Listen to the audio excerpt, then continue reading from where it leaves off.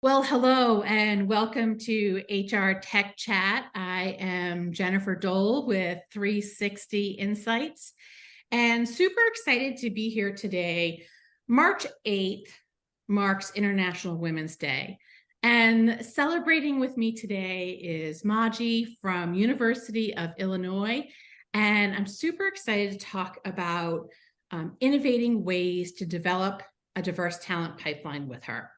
It's a perfect topic for International Women's Day. Maji, introduce yourself, please. Hi, Jennifer. Thank you so much for having me today. My name is Maji Tharpe. Like you said, I am with the University of Illinois system with Discovery Partners Institute, where we are doing everything that we can to diversify the tech ecosystem in the state of Illinois. Great, thank you.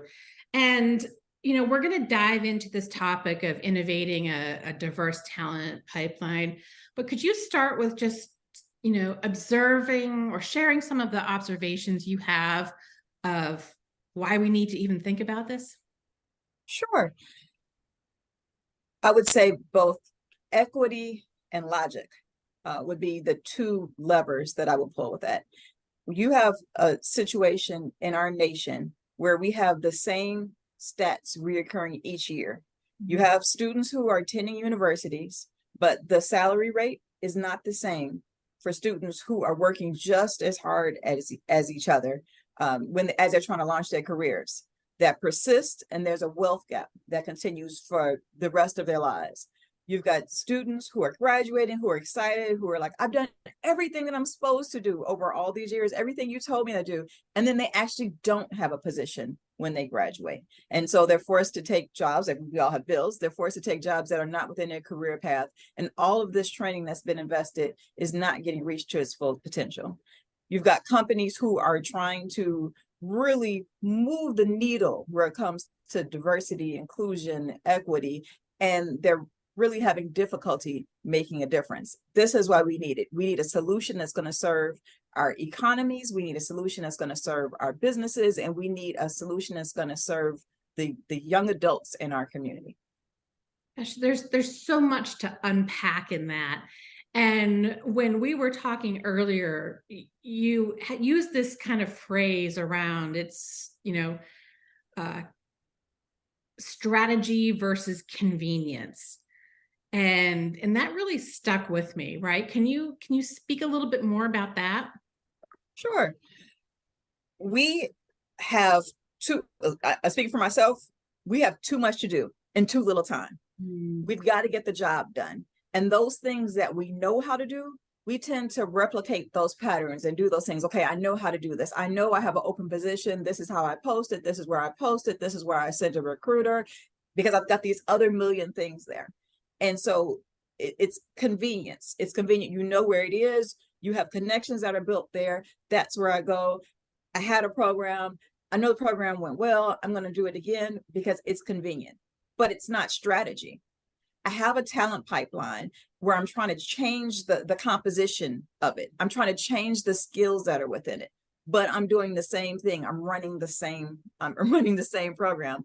I want to make sure that our talent pipeline becomes more diverse, but I'm recruiting from the same schools, the same populations. Yeah, maybe I put a different ad on one different job board, but fundamentally it's the same. So I'm operating out of convenience, not out of strategy. Now, how do I make sure that we reach the goals that our company has said that's important for our functional team as our talent team at the organization? Yeah.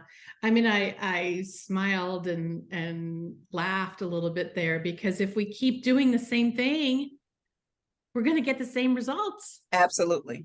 Right. Absolutely. And as you mentioned, there's so many hardworking students right now that maybe don't have the access to the same resources or network, and they're hidden. They don't have the same professional social capital that some other students have.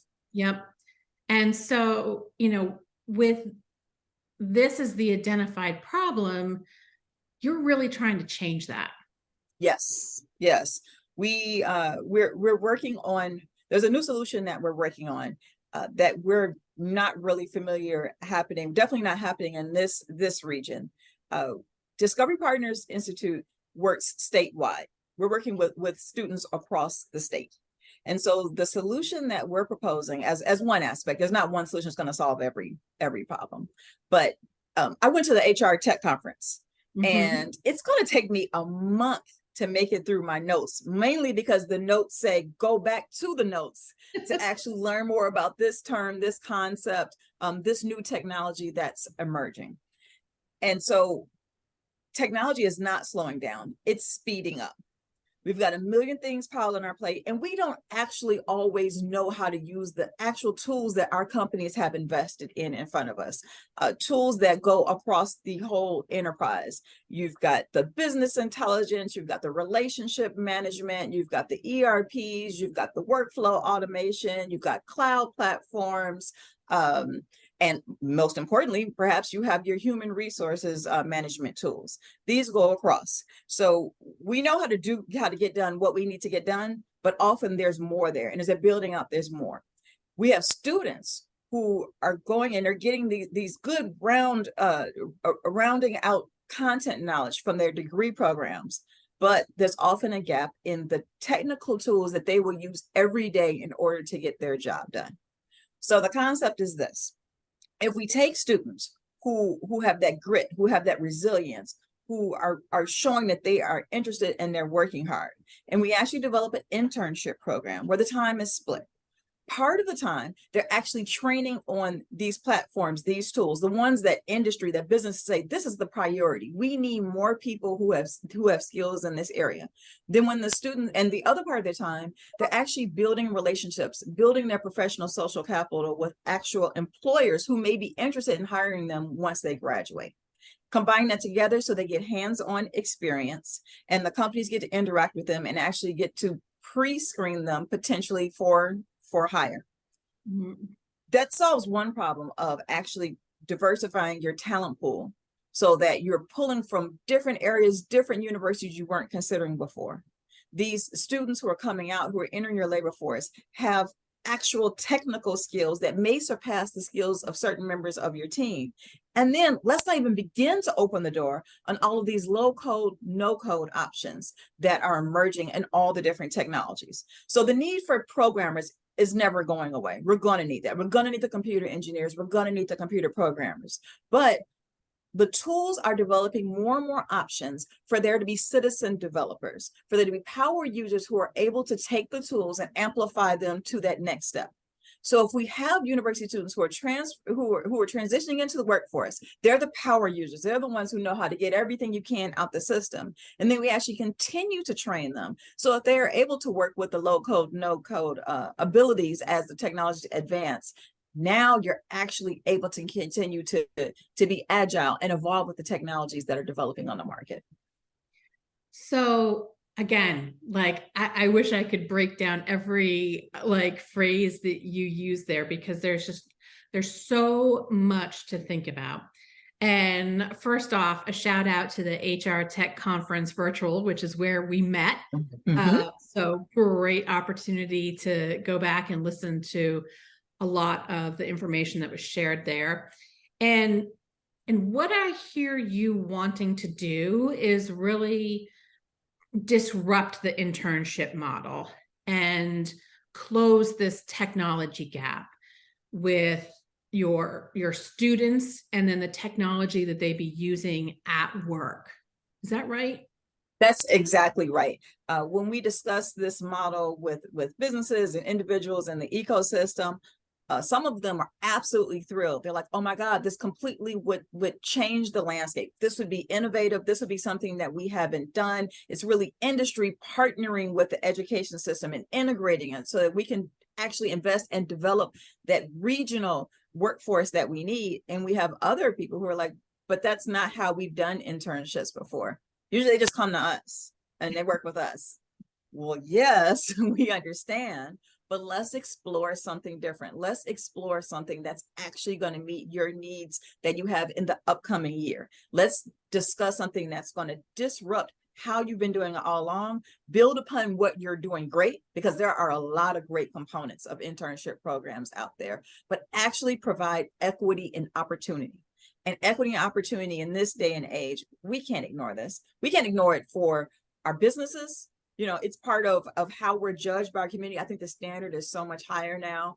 And if you're on the talent team, I think one of the most frequent questions they're asking you are about your talent pipeline and about the metrics for the diversity, equity, and inclusion. And year after year, the results seem to be about the same. Wouldn't it be refreshing to be able to go in and say, we're experimenting, we're trying, we know it may be a little rocky at first, but we're going to figure this out, and we've got an idea about how to make a change, how to serve this department and this department and this department, so they can help make our business more efficient, more productive. It's a win-win for everyone. Yeah, it's not doing the same thing and it's getting different results. Definitely. It's important that we provide all students an opportunity to integrate their education with paid work opportunities. Because what you have when you have this different sort of social capital, you've got people who have parents and family members, or they have coworkers who can pick up a phone and say, hey, I got this great talented university student. How about you consider them for your internship program? And the students are great. They have an interview, they blow it out the water, they get the opportunity. But those students who don't have anyone to send that little nudge, that little phone call, that little email, sometimes they actually graduate without having any paid work experience in the degree in the area they've been training for what, 16 years? So they have volunteer experience. And we all know that companies often don't value the volunteer experience as much as they value that paid work experience. We've got to provide equity of opportunity. Yeah. I mean, that's really what drew us together, right? When we were kind of talking about observations of this problem and the solutions. We've been saying, both of us have been seeing the same thing for so many years. Yeah. And I got so excited when you talked about, I mean, my world is HR technology. So, giving students the training and certification in how to use HR technology, maybe they're even studying HR, and then, applying that in business in a paid internship, really adding value to the organization, but also gaining value for the student. I think it's a wonderful idea. And it's not just a win for the talent team, for the HR teams. There's more and more we're integrating across the different departmental functions. Where it comes to our enterprise resource solutions, where there's coming to our marketing teams as we're trying to recruit for different positions. These systems aren't standalone anymore. If you're trying to get the most out of them, you're finding ways to bridge that data across. And so if we build a pipeline of students who actually have the knowledge to be able to do that, that will help the companies reach the goals that they're trying to do, to reach the efficiency, to be able to have their different departments working with each other better, to build morale around the company. It pretty much will change the culture, because when our data is working together, then we can work together better. Yeah, I think there's a third stakeholder here. Okay. In that the technology companies benefit too, because they've got a whole nother generation of people learning their technology and being able to bring it to organizations. So have you ever had a company, have you ever known a company to invest in this new shiny new product, and then they get it and no one really knows how to use it well? And what was so important to buy 1 year, by 2 years later, it's just kind of dusty and hasn't been open. This is they're definitely another stakeholder in it. The more value that the companies can pull out of the data and the tools that they have, then the more they're going to continue to use it, to invest in it. So yes, you are right. They are definitely a stakeholder who should be interested, and they can learn how companies in real time, when they have candidates, when they have people who have that technical aptitude, plus they also have the business skill knowledge, they're subject matter experts in that area. They can see how it's used, and they're going to take that information and use it in their future development as well. Yep. Yeah, I think that's brilliant. I see so many job descriptions now for talent teams that are naming technology in them. Like, we want you to have this experience with Workday. We want you to have this experience with SAP SuccessFactors and so many more. And they're for entry-level positions. Yes. That want 5+ years of experience in using this technology. It's not where it kind of doesn't merge together. So yes, you want this experience. You want to help fill in the gaps that your team has. You're going to have people who promote into other positions. You need people who know how to use those tools within there. Yeah. So your solution, your idea is really about working with employers to co-innovate a system-wide solution. Does that feel right? That feels perfectly right. And I was so honored that you have me as a guest on Women's Day, Yeah. because when you look at the stats, you've got women who have bachelor's degrees. There's about a 24% salary gap for women. You've got 15, 18, 25% salary gaps, depending on which racial group you're talking about. Between the intersection of race and women, the gap is even larger. So it's important that we address these issues systemically and conscientiously, so that we can actually make a difference. Because if we just say we want to do good, that's not solving anything. We've got to create solutions. We've got to push ourselves to the point of uncomfortability if we're going to make a difference that's actually going to affect and make our system more equitable across the board. Yeah. Well, you are challenging the status quo, and we need your voice to be heard. And International Women's Day is just a great opportunity to put this message out there with a solution of what can be done.